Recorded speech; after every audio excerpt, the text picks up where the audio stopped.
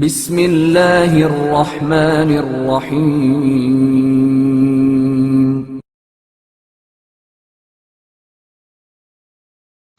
حضرت امام محمد تقی علیہ السلام کا منصب امامت اور شیعوں کی مسرت۔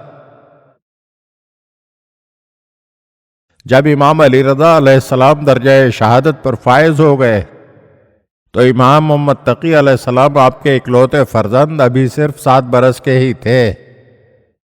اسی دور میں کوفے میں وہاں کے شیعہ سرکردہ بزرگ عبد الرحمن ابن حجاج کے مکان پر جمع ہوئے اور امام علی رضا علیہ السلام کے سوگ میں گریہ و زاری کی مجلس برپا کی گئی۔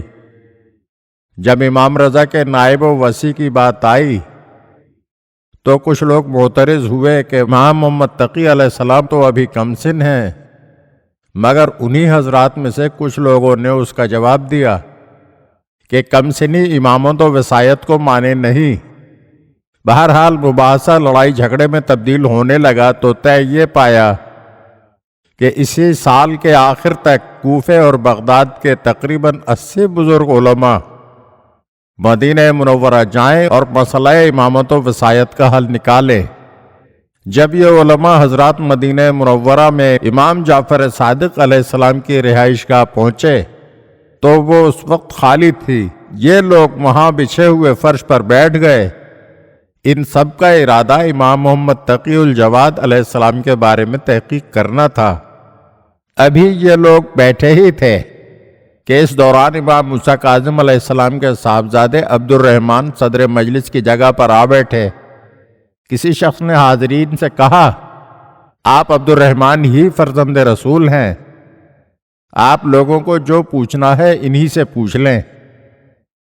تو بعض علماء نے ان سے کچھ سوال کیے جن کے اطمینان بخش جواب عبد الرحمن نہ دے سکے، تو یہ علماء اٹھ کر واپس جانے لگے کہ اسی دوران امام رضا علیہ السلام کا خادم موفق اچانک اسی دروازے سے داخل ہوا جو صدر مجلس کی جانب تھا، اور موفق کے ہمراہ امام رضا علیہ السلام کے صاحبزادے امام محمد تقی علیہ السلام بھی تھے۔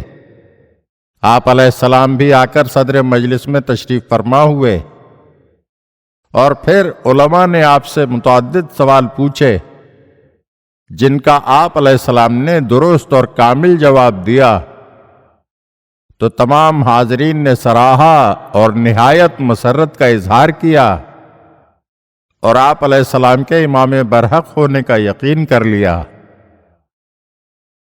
اگر آپ ہمارے چینل کی نئی ویڈیوز دیکھنا چاہتے ہیں تو ہمارے چینل کو سبسکرائب کریں اور گھنٹی کے بٹن کو دبائیے تاکہ ہر آنے والی ویڈیو آپ کو جلد موصول ہو سکے۔ اور ہاں، لائک اور شیئر ضرور کیجیے اور اپنے قیمتی کمنٹ سے ہمیں آگاہ کیجیے۔